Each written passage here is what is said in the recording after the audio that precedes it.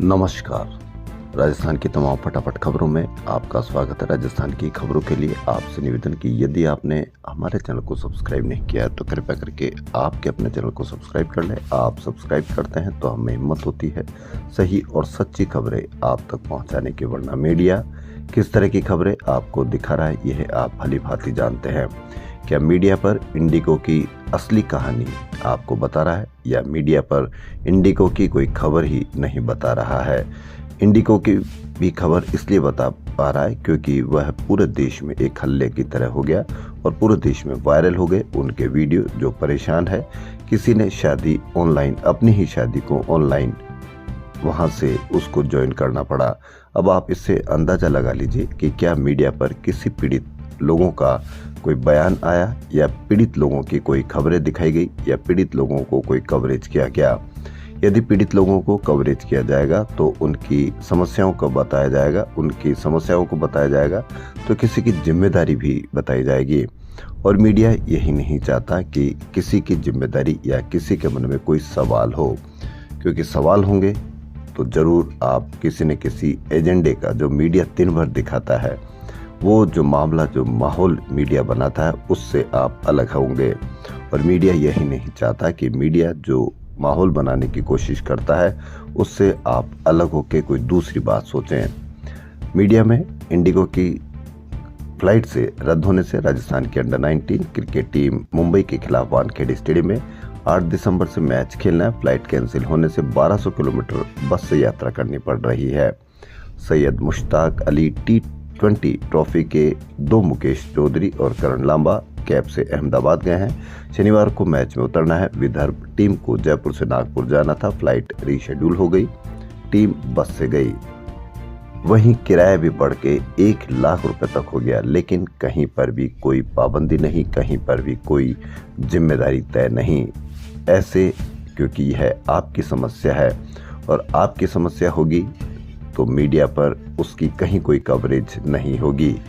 समस्या की कवरेज तभी होगी जब या तो आप किसी दूसरे की हो या दूसरे आप गैर हो, तभी आपकी कवरेज हो पाएगी, वरना मीडिया किसी भी तरह की आपकी कोई कवरेज नहीं करेगा। भास्कर ने बड़ा हस्तक्षेप करके एक बात लिखी। एयरपोर्ट्स पर बेहाल यात्रियों की तस्वीरें और उनके दर्द की कहानी विचलित कर रही है, लेकिन नाकारी सरकारी सिस्टम और मुनाफाखोर विमान कंपनियों को इससे कोई फर्क नहीं पड़ रहा। करीब 65% घरेलू एविएशन सेक्टर पर काबिज इंडिगो की मनमानी इस कदर हावी है कि 4 दिन में 2000 से अधिक उड़ानें कैंसिल करने के बाद यही कंपनी 3 से 6 गुना तक किराया वसूल कर रही है। सिविल एविएशन मंत्रालय इतना साहस भी नहीं जुटा पाया है कि विमान कंपनियों को इस संकट में लूट से रोक सके। असिस्टेंट प्रोफेसर भर्ती 2025 की परीक्षा 7 दिसंबर से 20 दिसंबर तक होगी। वहीं हाईकोर्ट की खंडपीठ ने एकल पीठ के 3 दिसंबर के उस अंतरिम आदेश को रद्द कर दिया है जिसमें भर्ती परीक्षा पर अंतरिम रोक लगा दी थी। सोसाइटी पट्टों पर विवाद हुआ, वकीलों की हड़ताल हुई। हड़ताल के बाद सरकार बैकफुट पे आई और जैसा कि मीडिया मैनेजमेंट, हेडलाइन मैनेजमेंट विभाग की सफाई एक्ट व्याख्या गलत हुई। सोसाइटी पट्टों की रजिस्ट्री पर रोक नहीं, तो ये रोक किसकी लगी थी यह भी आप अवश्य कमेंट करके बताएं। सोसाइटी पट्टों की रजिस्ट्री बैन करने के मामले में राज्य सरकार वकीलों की हड़ताल के बाद बैकफुट पर आ गई। इस विवाद को सुलझाने के लिए अब पंजीयन विभाग का कहना है कि राज्य सरकार ने सोसाइटी पट्टों की रजिस्ट्री पर कोई रोक नहीं लगाई है। सभी तरह के सोसाइटी पट्टों की रजिस्ट्री नहीं रुकेगी। गृह निर्माण सहकारी समितियों की, बसाई कॉलोनियों की, चाहे उस जमीन को लैंड यूज चेंज है या नहीं है, रजिस्ट्रियां जारी रहेगी। पंजीयन विभाग के अधिकारियों के इस बयान के बाद वकीलों ने हड़ताल खत्म कर दी। गौरतलब है कि पंजीयन विभाग ने राज्य सरकार के एक्ट का हवाला देकर 3 दिन पहले सोसाइटी पट्टों की रजिस्ट्रियों पर रोक लगा दी थी। सरकार के इस फैसले के बाद वकीलों ने कार्य बहिष्कार कर हड़ताल कर दी थी। अब आप समझ ही नहीं पाएंगे कि किस रजिस्ट्रियों पर रोक थी, किस रजिस्ट्रियों पर रोक नहीं थी। आपको पता है कि देश में सड़क हादसों में 2024 में कितनी मौत हुई? नहीं पता होगा, क्योंकि मीडिया पर मदनी के बयानों को ज़्यादा दिखाया जाता है और उससे एक माहौल क्रिएट किया जाता है। आपको पता है कि 2024 में 2.3% बढ़कर 1,77,177 हो गई है, यानी हर दिन 485 लोगों की मौत हुई। लेकिन आपको कहीं पर भी इसकी कोई चर्चा देखने को नहीं मिलेगी, क्योंकि मीडिया पर इस तरह की जो आपसे समस्याएं जुड़ी है उसकी कहीं कोई मीडिया पर जगह नहीं है। इसलिए मीडिया उन्हीं चीज़ों को दिखाएगा जो आपको माहौल दूसरे दिशा में लेके जाता है। राजस्थान सरकार ने प्रवासी राजस्थान दिवस से पहले देश विदेश में रहने वाले प्रवासी राजस्थानियों के लिए अलग विभाग बनाया है। कैबिनेट सचिवालय ने घरेलू और विदेशी राजस्थानी मामले विभाग department of domestic and overseas Rajasthani affairs के गठन की अधिसूचना जारी कर दी। आरपीएससी द्वारा आरएस भर्ती 2024 के पदों के लिए साक्षात्कार का पहला चरण जारी है। 12 दिसंबर को यह चरण पूरा हो जाएगा। द्वितीय चरण 15 दिसंबर से शुरू होगा। राजस्थान में पहाड़ी इलाकों से आ रही बर्फीली हवाओं ने ठिठुरन बढ़ा दी। बीते 24 घंटे में कई शहरों में ठंडी हवाओं के असर से पारा 1 से 2 डिग्री तक लुढ़का है। बीती रात 7 शहरों में पारा 5 डिग्री से नीचे आ गया।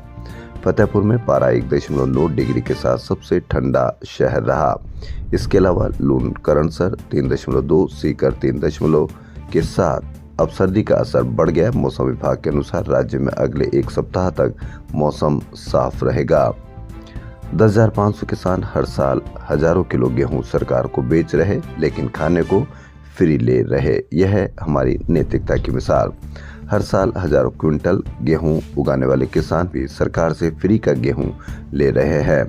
राजस्थान में ऐसे 10,500 किसान सामने आए जो हर साल 10,000 किलो से ज्यादा गेहूं एमएसपी पर बेच रहे हैं और खाद्य सुरक्षा के तहत फ्री का गेहूं ले भी रहे हैं।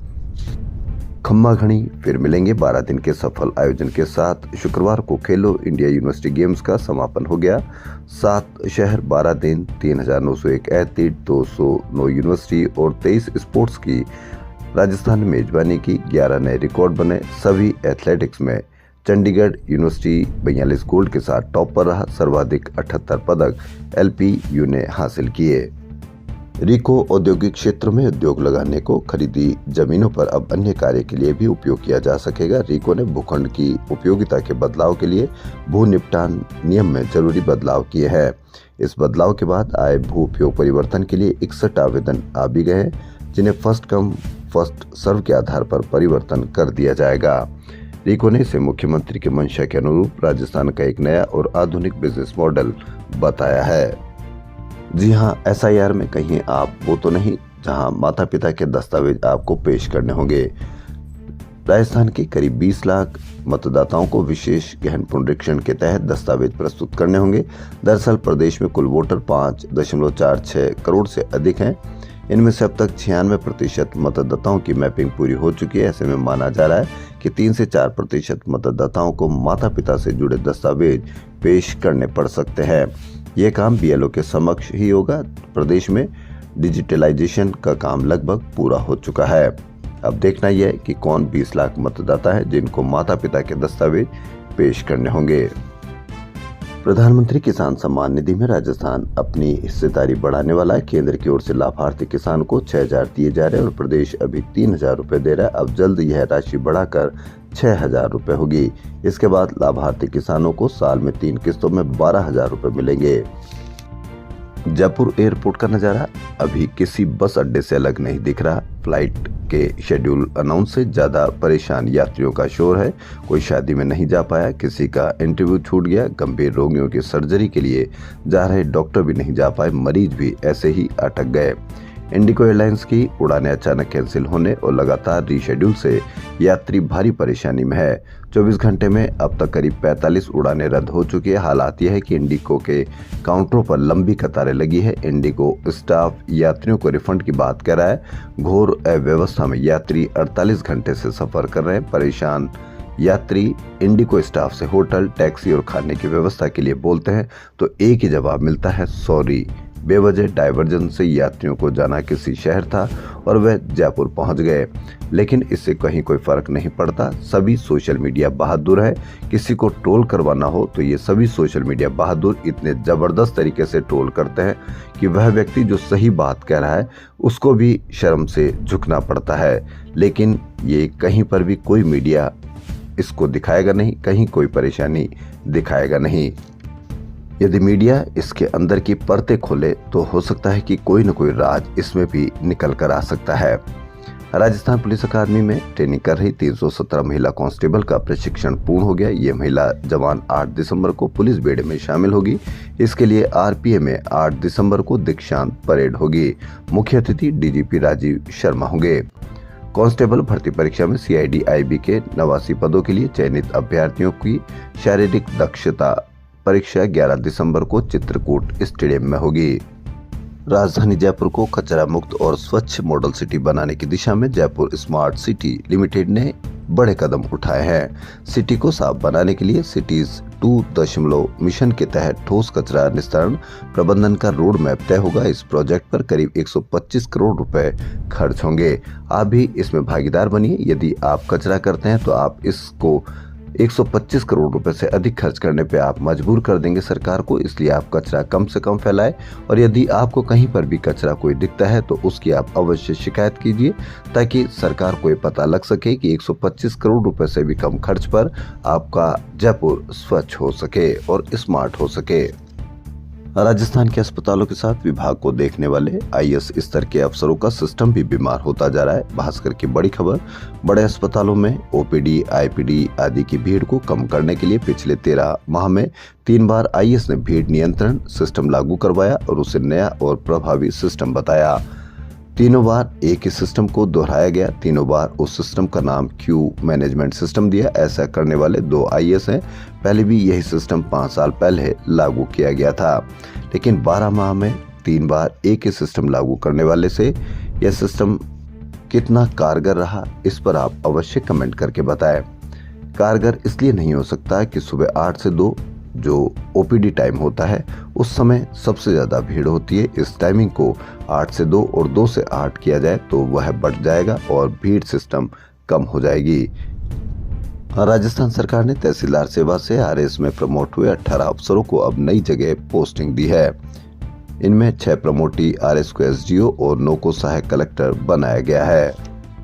प्रमुख शासन सचिव गायत्री राठौड़ अस्पतालों में व्यवस्थाओं में सुधार के लिए लगातार औचक निरीक्षण कर रही है। SMS अस्पताल में मरीजों का भार कम करने के लिए प्रतापनगर स्थित RUHS अस्पताल में super speciality cardio, neuro, urology एवं गैस्ट्रोएंटरोलॉजी के अलग से ब्लॉक बनेंगे, जिससे मरीजों को एक ही जगह इलाज की सुविधा मिल सकेगी। साथ ही मैन पावर की कमी भी दूर हो सकेगी।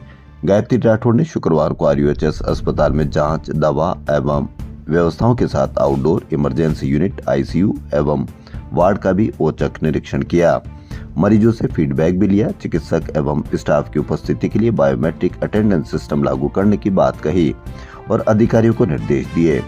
मीटिंग में RUHS के कुलपति डॉक्टर प्रमोद येवले, चिकित्सा शिक्षा विभाग के संयुक्त शासन सचिव ललित कुमार, आयुक्त नरेश गोयल सहित कई अधिकारी मौजूद रहे। राजस्थान में DAP व यूरिया खाद को लेकर सरकार व विपक्षी दल कांग्रेस आमने सामने हो गए। कृषि मंत्री किरोड़ी लाल मीणा ने शुक्रवार को कांग्रेस प्रदेश अध्यक्ष गोविंद सिंह डोटासरा पर पलटवार किया है। लेकिन किस बात पर पलटवार किया है यह आपको खबर नहीं दिखेगी, लेकिन पलटवार किया है इसकी खबर आपको दिखेगी। आए दिन आपको दबंगों की दादागिरी देखने को मिलती है। इसी पर एक बड़ी खबर डूंगरपुर बीकानेर से। मां बोली बेटी ने जबरदस्ती का विरोध किया तो 2 जनों ने डिग्गी में फेंक कर मार डाला। पुलिस ने हत्या का केस दर्ज किया। यहाँ बड़ी खबर, इसकी कितनी खबर आपने कवरेज देखी, कितनी बड़ी चर्चा देखी, यह आप भलीभांति जानते हैं, क्योंकि यह आपसे जुड़ी हुई खबर है। आपकी खबर होगी तो आपके मन में सवाल होगा तो किसी की जिम्मेदारी भी होगी, और जिम्मेदारी मीडिया यही नहीं चाहता है कि आपके मन में किसी का सवाल और किसी की जिम्मेदारी की बात मन में आवे, इसीलिए वह दूसरी खबरों पर कवरेज दिखाता है। बीकानेर क्षेत्र के सेरुणा थाना इलाके के गांव में खेत की डिग्गी में युवती के शव मिलने के मामले में सेरुणा पुलिस ने गुरुवार देर रात कार्रवाई करते हुए हत्या का मामला दर्ज कर लिया। पुलिस ने मामले में नामजद दोनों आरोपियों को राउंड अप भी किया है। उधर घटना से गुस्साए ग्रामीणों ने मोर्चरी के बाहर धरना दे दिया और कहा कि आरोपियों की गिरफ्तारी होने के बाद ही वे शव उठाएंगे। सीओ निकेत पारिक ने बताया कि मृतका की मां की रिपोर्ट के आधार पर हत्या के आरोप में मामला दर्ज किया गया है। गुरुवार सुबह युवती का शव खेत में बनी पानी की डिक्की में मिला था। मृतका की मां ने पुलिस को दी गई रिपोर्ट में खेत में काश्त करने वाले 2 लोगों पर गंभीर आरोप लगाए हैं। उनका कहना है कि आरोपियों ने उनकी बेटी से जबरदस्ती करने का प्रयास किया और विरोध पर युवती को डिग्गी में फेंक कर मार डाला।